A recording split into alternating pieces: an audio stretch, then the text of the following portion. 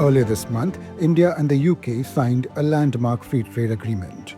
The FTA promises to reduce or eliminate tariffs across sectors, from cars and clothing to, yes, whiskey, and open up access for services like finance and education. For whiskey drinkers in the country, the news is big. The 150% import duty on UK origin spirits will be halved and reduced further to 40% over the next decade. That means rare Scotch, boutique bottlers, and once aspirational labels could soon become more affordable and accessible.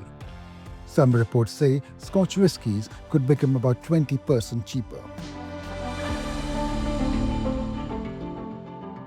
India is the world's largest whiskey market by volume, consuming over 250 million cases a year. Yet, Scotch whiskey accounts for only around 2.5% of that total. Beyond familiar names like Glenlivet, Glenfiddich, and Talisker, drinkers could soon discover lesser-known gems like Mortlach, Old Pulteney, and Ardnamurchan.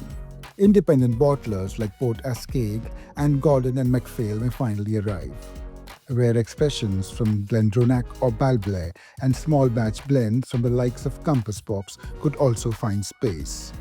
It's not just about more whiskey, it's about more choice.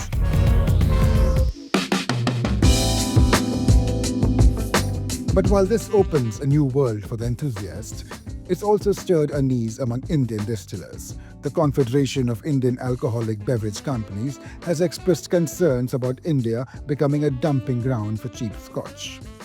Indian whiskey makers also want their molasses-based spirits to be recognized as Indian whiskey in the UK and not just classified as generic spirits under Scotch-based rules.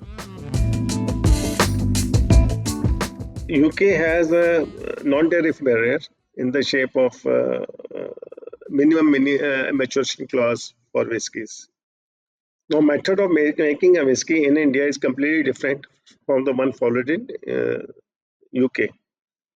But the fact of the matter is that all international distillers, when they come to India, they call whatever they make in India as per our system.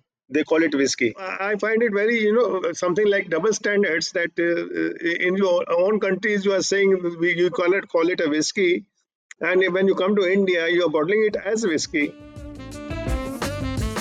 History offers reason for caution. Scotch is a tough competitor, especially when tariffs come down. In many markets, lower duties have made it harder for local premium brands to hold their ground. But India isn't just any other market, and history doesn't always repeat itself. Over the last decade, Indian single malts have built a stronger reputation both in taste and identity. They've earned shelf space, export presence, and a loyal base of consumers at home. Several Indian whiskey brands may even benefit. Many use Scotch as blending stock. It's the premium end that could feel the heat. It might affect some of the brands at the top end of the IMFL pyramid, although from a price perspective, they might also benefit from getting a lower cost vatted malt spirit from Scotland.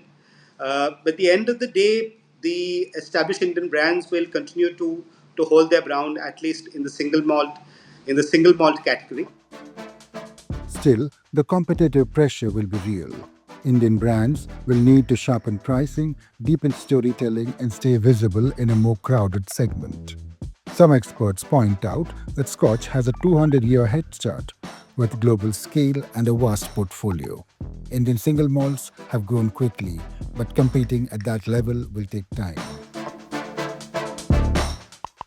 When it comes to portfolio, the options of whiskey that the Scotch whiskey industry can put on the table compared to what the Indian whiskey industry can then again is probably something that they need to look at in terms of varieties of sherry, matured whiskeys, peated whiskeys, and so on and so forth.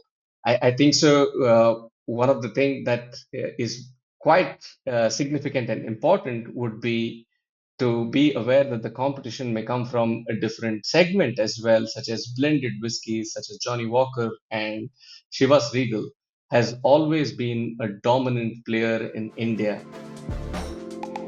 The tariff cut will bring more brands, more bottles, and more competition. For Indian distillers and consumers alike, the market may soon look different.